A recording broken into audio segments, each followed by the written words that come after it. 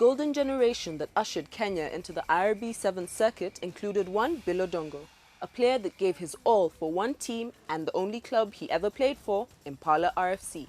We were told there's no easy way out. You have to fight for your position on the pitch. So by so doing, I think our coach at the time, Bill Githinji, was instilling that everything is a fight. Whether you're training, whether you're playing your league matches. So we had to really fight for our positions and really fight to start winning.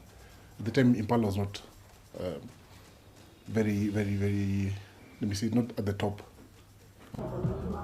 Odongo joined Impala in 1997, together with many other players fresh from school, mainly the rugby powerhouses, Lenana, Nairobi School, and his former school, Masingu High School. I guess it was home.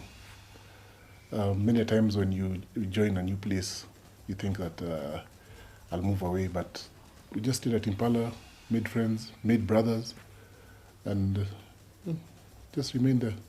That brotherhood increased competition within the boys, and in effect, their individual performance went a notch higher. It led to Bill Odongo being called to the national sevens feeder team, Shujaa. This was in his first club rugby year in 1997. At the time, I didn't know I was that good enough to play for Kenya, but I was called into the squad.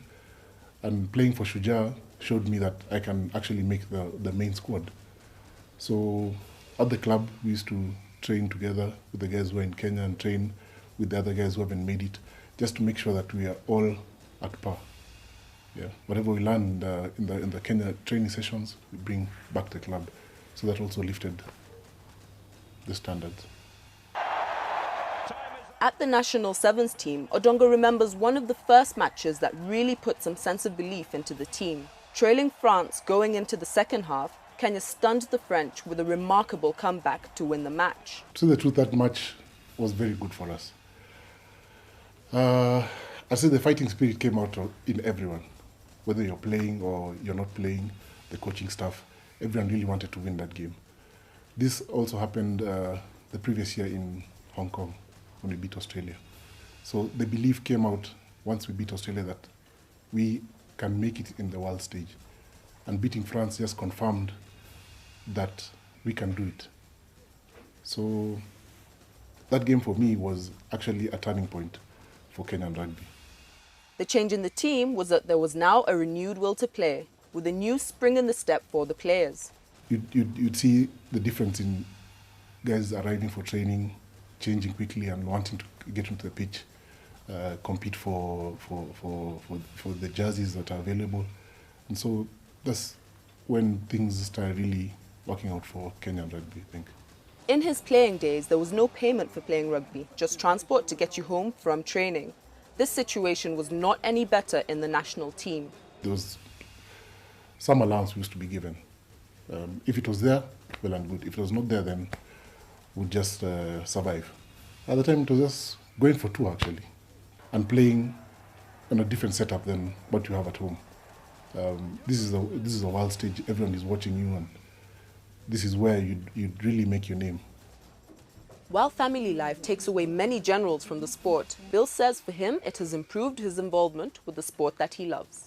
Most ladies would say that she wants to do something else on the weekend and stuff like that, but my wife would come home and say, when is the next match, and arrange around the games that I had.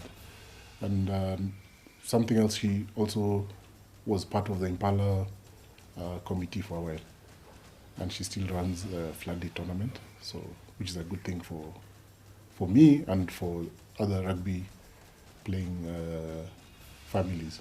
On the opponents he loved to play against, Odongo says he can't put names to individuals, but there was always that one team that he and his club Impala always loved to upstage. It didn't matter the tournament or the venue. I'd name Harlequins as a club. It doesn't matter who's playing for them. The rivalry there was excellent, I must say. It still goes on till now. Kenya Harlequins and Impala are neighbours on Gong Road in Nairobi. Odongo currently runs his own business, but still finds time to coach at his former club, Impala RFC.